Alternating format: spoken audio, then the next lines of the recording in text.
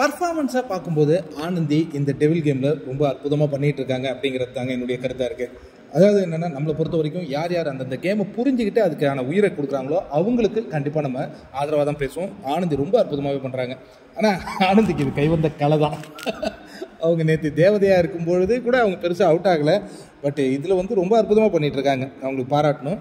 ஏன்னா அவங்களுக்கு எல்லா விஷயங்களுமே ஞாபகத்தில் இருக்குது. அதை வந்து இந்த கேமில் ரொம்ப அழகாக பயன்படுத்துகிறாங்க. அதுக்கு அடுத்தது வந்து தர்ஷிகா நேத்தி வந்து பவித்ராவை பண்ண ஒரு நிகழ்வு ஒன்று இருக்கு இல்லையா, இந்த பட்டு முட்டை குடிக்க வைக்கிறா, மூஞ்சில் தடவை வைக்கிறோம், கோவமே வராதா அப்படின்னு பண்ண விஷயத்தை இன்னைக்கு வந்து ரஞ்சித் அழகாக வந்து கன்வே பண்ணுறாரு தர்ஷிகாவுக்கு. அந்த ஒரு கான்செப்ட் கூட சூப்பராக இருந்தது.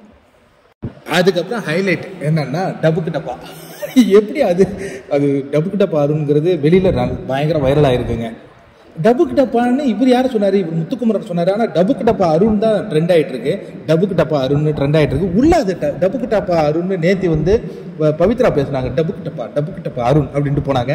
இன்னைக்கு வந்து அவருடைய நண்பராகிய யாரு விஷால் டபுக்கு டப்பான்னு சொல்லிகிட்டே இரு அப்படிங்கிற மாதிரி ஒரு டாஸ்க்கை கொடுத்துருக்காங்க. அவர் சொல்லிகிட்டே இருக்காரு. இன்னொன்று வந்து முத்துவை கூப்பிட்டு அருண் மாதிரி பேசணும், தீபக்கை கூப்பிட்டு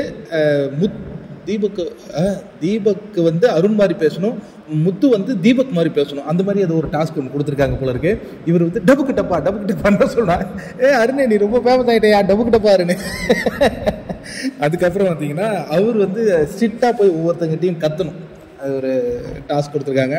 நல்லா இன்ட்ரெஸ்டிங்காக போகுது. ரயான் வந்து இவருடைய ராணுடைய பேட்சையும் வாங்கிட்டாரு. உங்களுக்கு எப்படி நேற்றை விட இன்னைக்கு எப்படி இருக்கேன்? நேற்று ரொம்ப பரபரப்பாக இருந்தது. இன்னைக்கு கொஞ்சம் செட்டிலாக தான் போகுது.